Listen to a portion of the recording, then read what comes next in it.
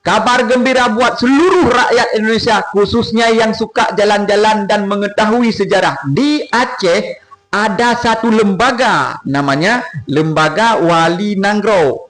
Tidak ada di daerah lain kecuali di daerah istimewa Aceh, teman-teman.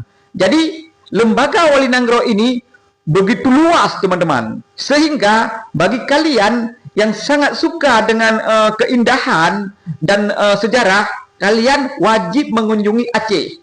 Kenapa? Karena tidak ada di tempat lain Lembaga Wali Nanggro. Ini sekelas info ya. Lembaga Wali Nanggro itu dibentuk setelah perjanjian damai antara GAM dan RI. Kalian pasti tahu. Jadi, sekarang tempatnya begitu luas. Memang ya, tidak ada di tempat lain, hanya ada di Aceh. Dan yang perlu kalian ketahui, fungsinya sekarang kurang, hanya untuk adat.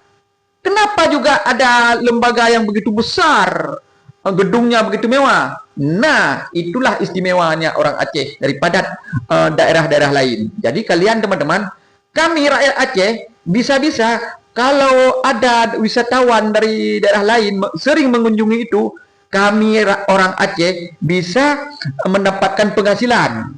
Bahkan kami bisa meminta kepada pemerintah supaya difungsikan Lembaga Wali Nanggro itu untuk tempat wisata. Kipan cerah-cerah cocok.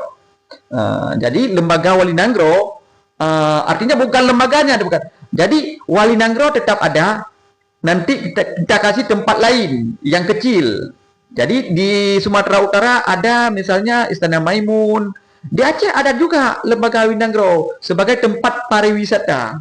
Jadi orang-orang dari mancanegara bisa datang ke situ. Gimana cara-cara? Nah cocok idenya?